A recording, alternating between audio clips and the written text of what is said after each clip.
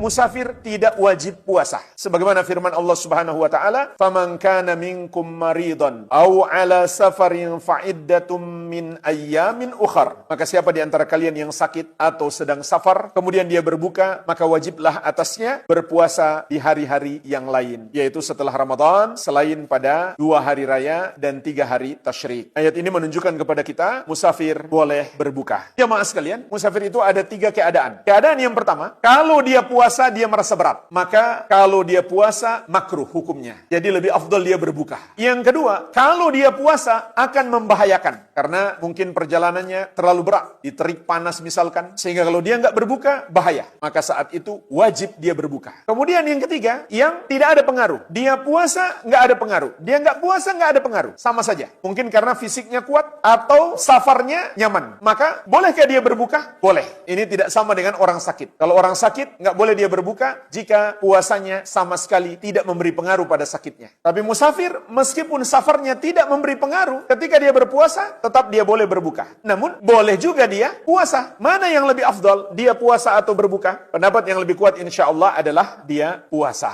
Karena itu lebih mudah. Berpuasa di bulan Ramadan daripada mengqadha setelah Ramadan, dan juga lebih cepat untuk menunaikan kewajiban. Namun para ulama mengingatkan, paling tidak 4 syarat. Musafir boleh berbuka puasa. Syarat yang pertama, jarak yang akan dia tempuh sudah mencapai jarak safar. Meskipun dia belum menempuhnya, baru rencana adalah mencapai jarak safar. Dan mayoritas ulama berpendapat jarak safar itu kurang lebih 80 km.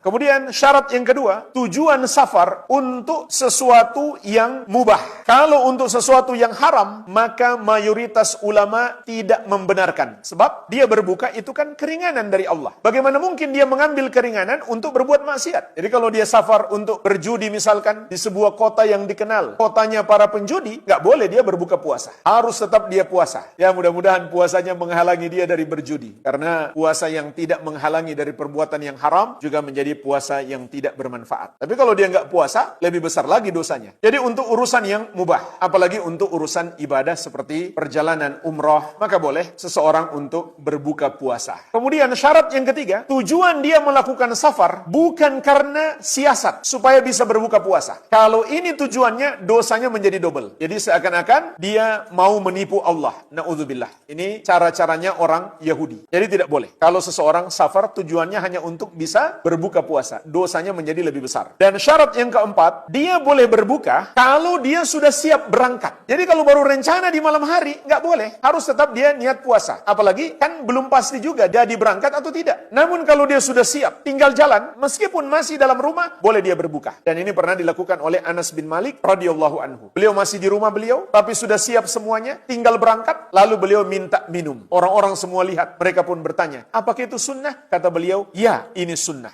Al-Amwah menemani ibadahmu juga hijrahmu.